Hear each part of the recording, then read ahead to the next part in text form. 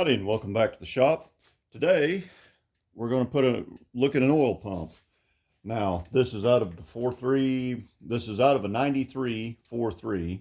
Well, it's out of a 4.3 that was in a 93 S10.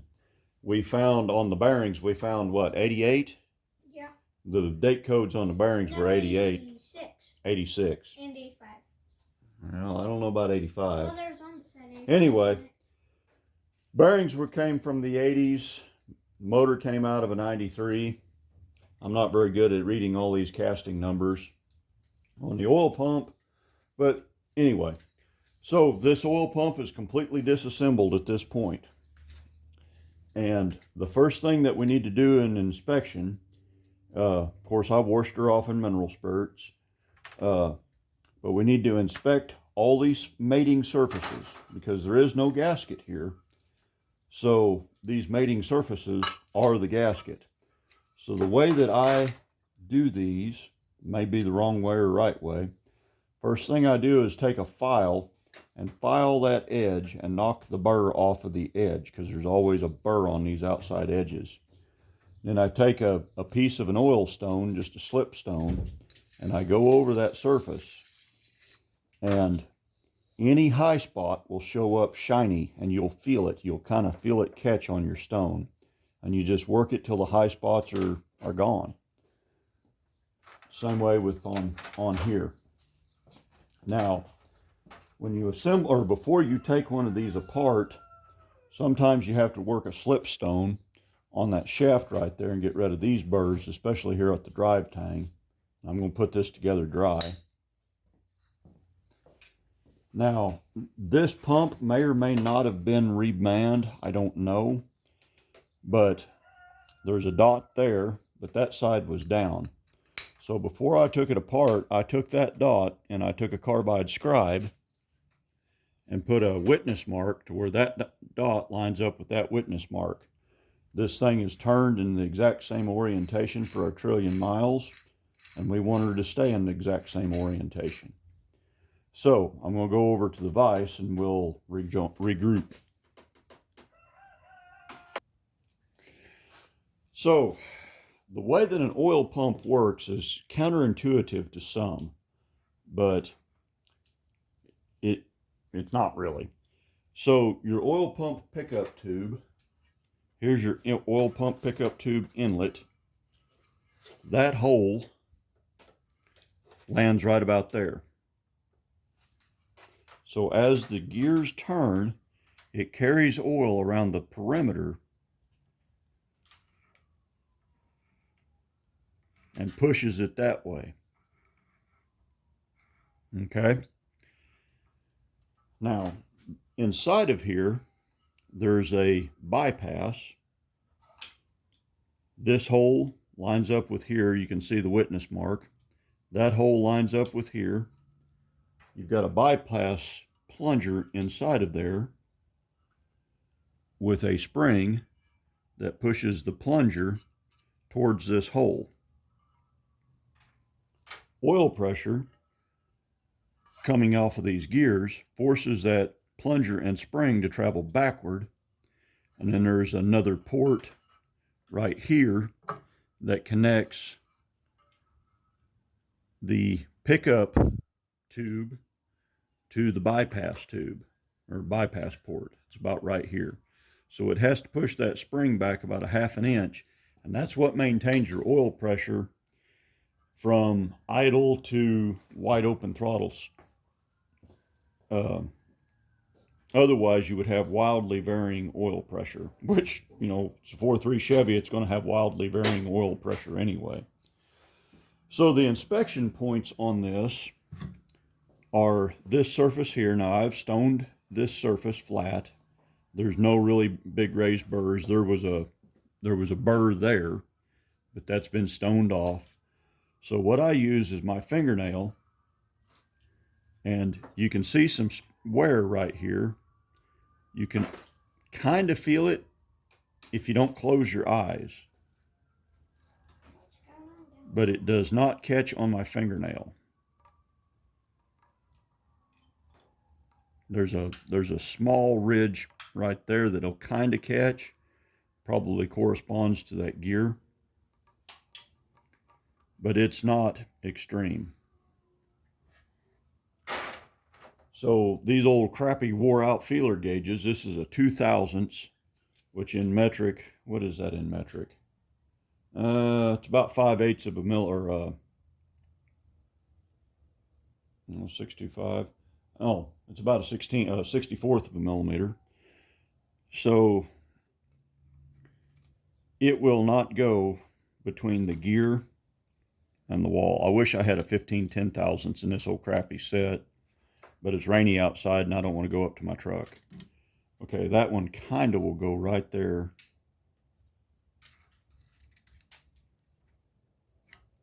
Yeah, it'll barely go through there.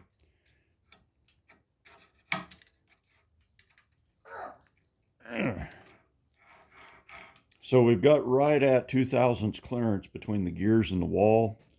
In my eyes, that's probably okay. And this is a parallel. I'm going to call it a straight edge. So we're going to try to get a 3/1000 to go underneath that, and it'll kind of go, but it's awful tight. And if you push the parallel down, it captures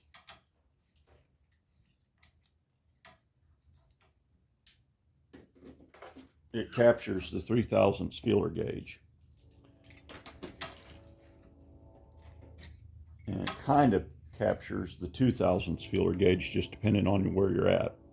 So I do not consider that to be an excessive clearance. So what I'm going to do, I'm going to put the relief valve and the spring and the little bitty microscopic roll pin back in here, and then we'll start putting this all back together.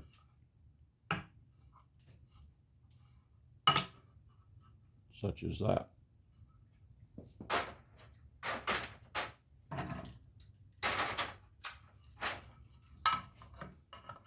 Now I'm going to hold this thing by the pickup tube. Now when I washed this, I was real careful to look up inside of there and make sure there wasn't big flakes of poopy flop and carbon and icky poo flop in there.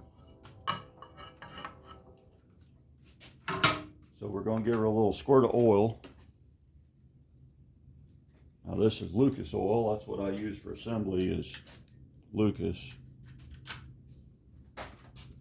Mainly because I'm fascinated with their displays at the counter at O'Reilly.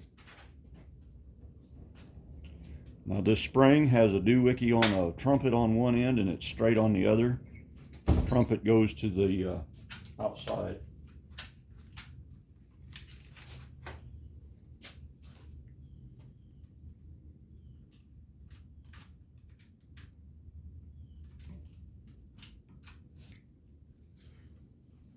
Now the sun's back out.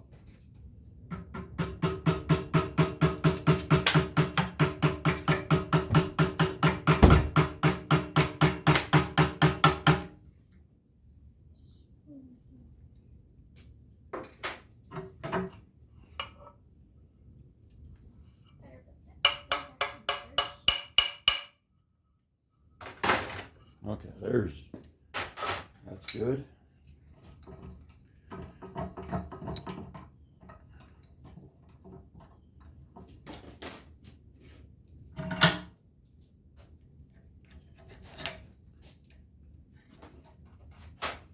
Okay, I'm going to pop the gears back out of it and give them a liberal coat of oil.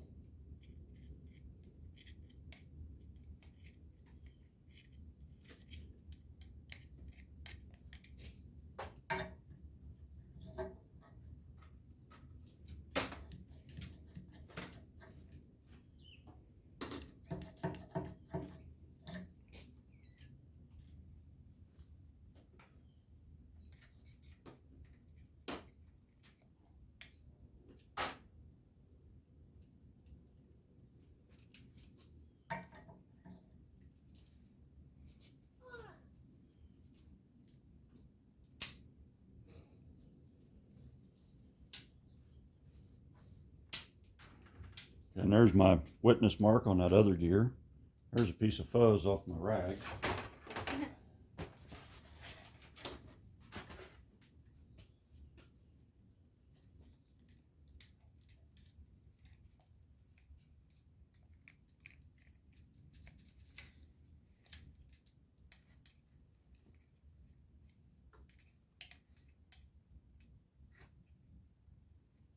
Son, do you need to go poop? No, my shoulder blades feel weird. You put that down. It needs a tiny little... No, you don't use that Lucas oil on that. You'll make a god-awful mess. Okay, there's my witness mark. Oh, that's alcohol. You don't use oil on plastic, son. Okay, so my dot is lined up with my witness mark.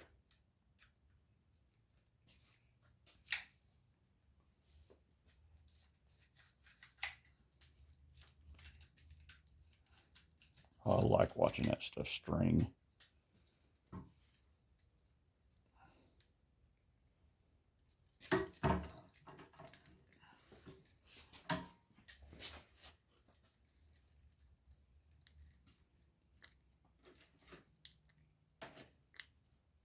If you put just a little bit of Lucas or STP or motor honey or anything thick, even molly grease, in your oil pump like this, you will never, ever, ever have a trouble with the pump picking up a prime. That dude will prime instantly. Okay, so we'll put the pickup assembly on it, or the bottom housing pickup. Oh, goodness, I got red rag everywhere.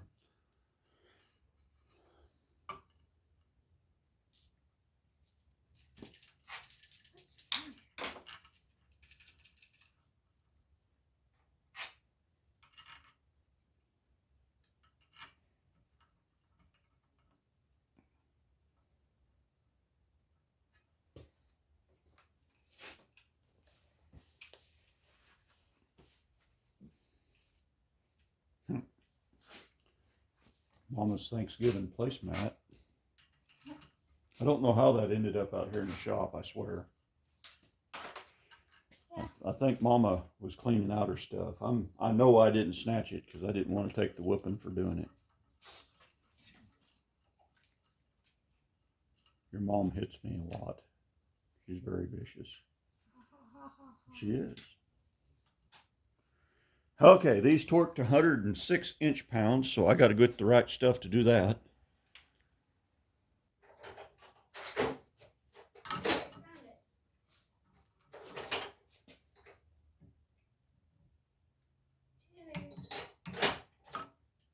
Come back here, Snocket. Son, get out of my toolbox. You sound like a rat in a cracker box. I'm trying to get a punch, that way I can... You don't need to take that gun apart. What? It won't let the mag come out. You don't need to take your gun apart. Or what are you going to do? Let the mag sit in there forever? Elijah, quit arguing with me.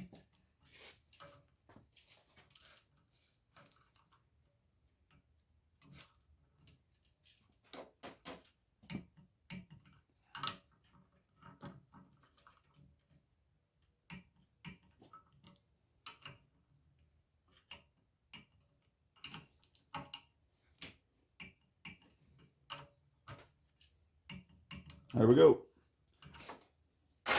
So there is one looked at, checked over, I wouldn't say rebuilt, but usable oil pump that I have confidence in now.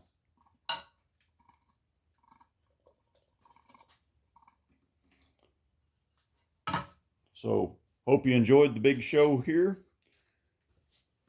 Now you know how an oil pump works. Now you know how to check and see if your old one's any good.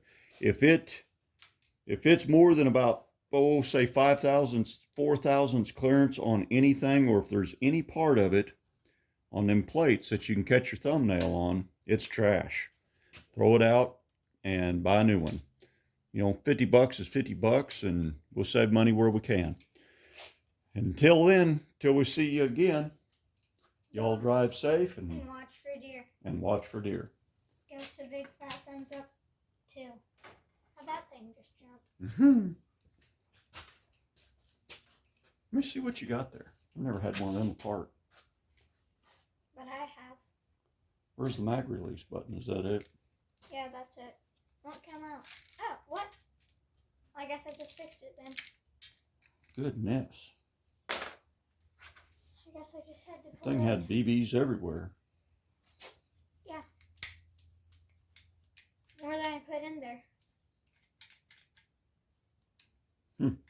There you go. Put it back together now. I know. And don't bend up my pin punch, because that's the only little bitty one I got. Oh, I guess I'll shut this off.